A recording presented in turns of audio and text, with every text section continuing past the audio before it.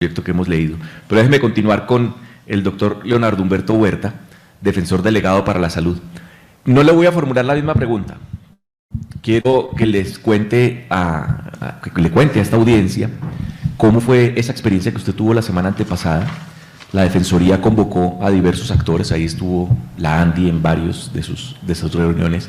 Pero voy a pedir que en una frase o a lo sumo en un párrafo me describa qué percibió de cada uno de los actores que usted estuvo ahí. Entonces empecemos. Gracias. Usuarios y pacientes. Pues primero un saludo, Carlos, y a Mónica, a toda la Andy, a la Universidad Javeriana, muchas gracias por acogernos. Un cordial saludo de parte de Carlos Camargo, él es el defensor del pueblo y les manda un abrazo fraterno. A mí, cuando me regaña, entonces si me dice Leonardo Humberto, me tiene que invitar a tinto para entender que no me está regañando.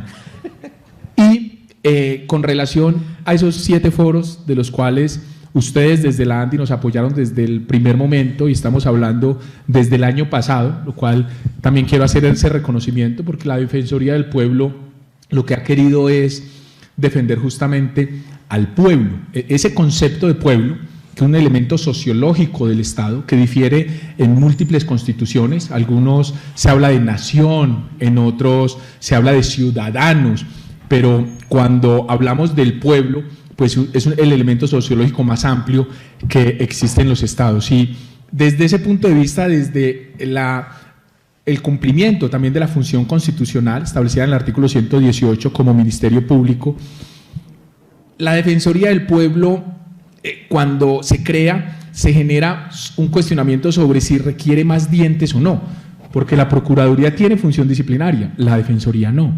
La Procuraduría tiene función de representación judicial del interés general, nosotros no.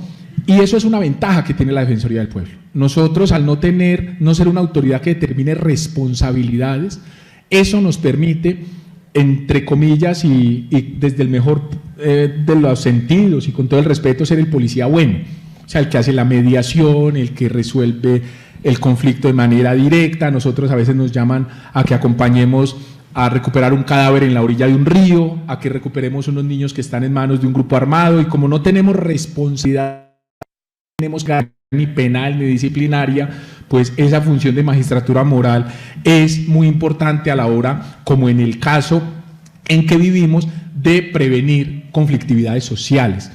Por eso el defensor del pueblo quiso convocar 7 sectores, bajo el entendido que la salud es un sistema, o sea, un reloj no son solo las 2 manecillas o que uno ve dando la vuelta, detrás hay 20 piñones. Pues nosotros hemos entendido la salud como un sistema en el que intervienen varios piñones. Aquí hay, en términos generales, pues habrá muchos más subsectores, pero en términos generales hemos entendido que son 7 los piñones. Y por eso quisimos invitar y escuchar a los 7 piñones, a las 7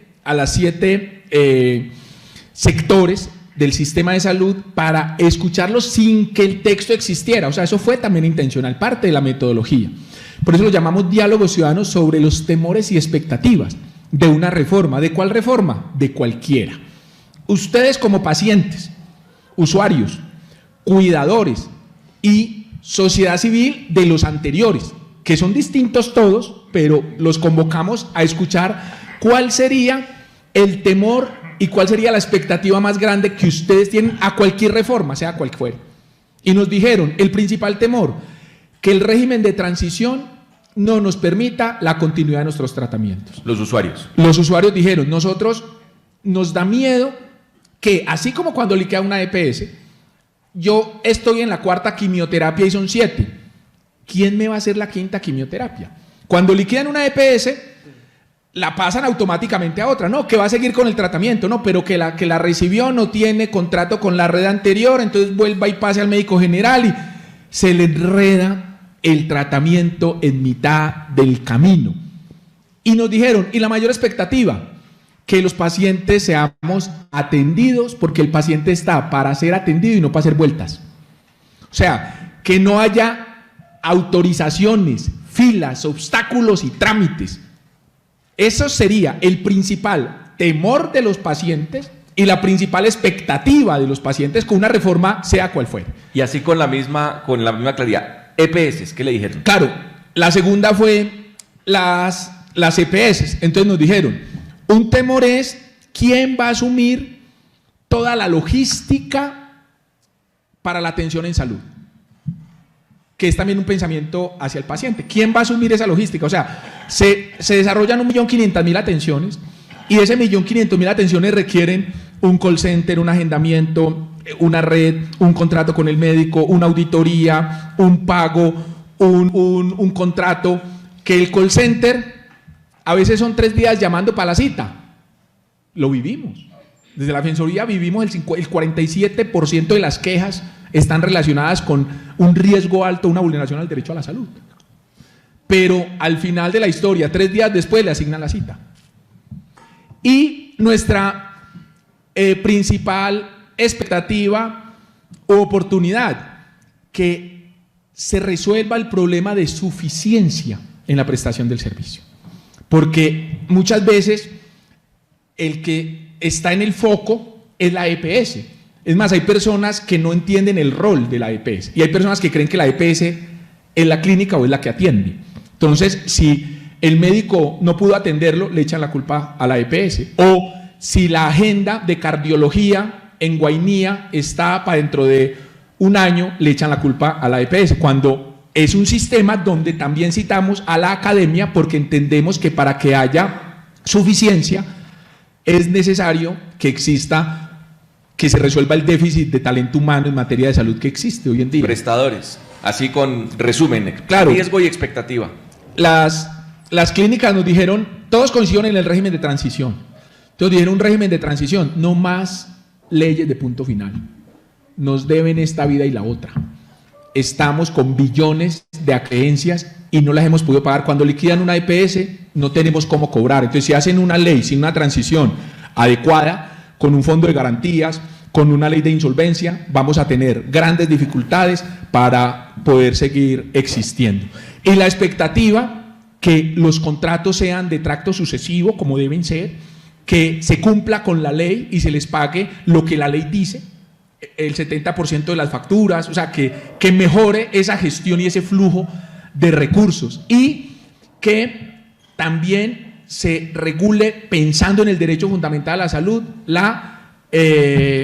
la integración vertical que existe, que uno entiende en algunos territorios esa integración como un estímulo a la generación de infraestructura en territorios donde son necesarios, pero en otros donde uno ve que la clínica, que es de la misma EPS, está congestionada y a reventar y sin citas, y el hospital privado, el hospital público con oportunidad de 24 horas, entonces resolver esos casos también era una expectativa que tenían los prestadores. Industria farmacéutica. La industria farmacéutica nos dijo que la principal expectativa que ellos tenían era ver un INVIMA y un, ¿cómo se llama el otro instituto? IETS. Y el IETS modernos, que no siguiera un trámite para un registro de una molécula que se necesita y que está escasa, 6 años. Que haya un INVIMA que agilice esos trámites, pero sin flexibilizar la seguridad y sin perder el rigor al trámite. ¿Y la academia? Nosotros hicimos uno en el que juntamos la academia y el talento humano, las organizaciones sindicales, las asociaciones de enfermería, de medicina, etcétera. Entonces nos dijeron, la principal expectativa que tenemos es con relación a la dignificación del empleo del talento humano. Y con relación a eso hay muchas aristas. Es que miren que en la reforma, cuando nosotros empezamos a escuchar a todo mundo y sacamos 7 videos que están en nuestras redes sociales para que nos sigan y los vean, y acabamos de sacar un compilado de 82 páginas. Ya tenemos todo el compilado de todo lo que dijeron, como se los advertimos con la lealtad que les dijimos, sin el nombre. Pero dice, un líder gremial manifestó, comillas, y comillas textuales. Pues si ya de lo que dijo en comillas alguien infiere quién lo dijo, pues eso es otra cosa. Pero así dijimos que iba a ser. Escucharlos, una relatoría. En el derecho internacional, el relator es el que cuenta historias. Hay unos organismos internacionales como la Comisión Interamericana que es relator y da recomendaciones. Y hay otros como los tribunales que dan órdenes. El relator ni siquiera recomendaciones da. Entonces, eso es una relatoría. Y sacamos un infograma de 7 páginas, una relatoría por cada uno de los foros y otra, en términos generales, que concluye esas dos cosas. Lo primero, un régimen de transición adecuado para los 7 sectores. Y lo segundo, que fue la constante en los 7 foros, fue una reforma participativa, técnica, que no ideologice y que no apunte a réditos políticos a corto plazo, sino técnicamente. Entonces la academia, ¿qué nos dijo? La expectativa, que se prepare más talento humano, que haya más capacidad instalada, y en materia de regulación, que son temas que no necesitan una reforma en términos generales, pero en materia, por ejemplo, de regulación, la habilitación de los médicos generales en ciertos territorios debería ser diferencial. Un médico general no puede hacer una ecografía. Y eso es normal que pase en Bogotá, donde hay ginecólogos. Pero en Inírida, donde no hay ginecólogos, o sea, ahí se requeriría también una regulación especial. Y las entidades territoriales. Después concluimos reuniendo gobernadores, personeros, secretarios de salud, alcaldes. El personero de Inírida estuvo allá, el de San José del Palmar. El de municipio, no me acuerdo cómo se llama, en Cundinamarca, a 6 horas de Bogotá. Entonces nos decía, miren, en ese municipio, a 6 horas de Bogotá, hay enfermos psiquiátricos. Y la farmacia de allá no está habilitada para entregar medicamentos de control. Entonces ese enfermo psiquiátrico tiene que ir a Chía y le vale 300.000 pesos el pasaje y se demora 6 horas. Nunca va a hacerlo. Entonces las entidades territoriales dijeron, bueno, nos van a pasar la función. Estamos acostumbrados a que nos pasen funciones en materia penitenciaria, en materia de control, y no nos mandan la plata. Entonces tengan funciones, PPLs transitorios, privados de la libertad transitorios, alcaldes, todos alcaldes, víctimas, alcaldes, salud de población migrante, gobernadores.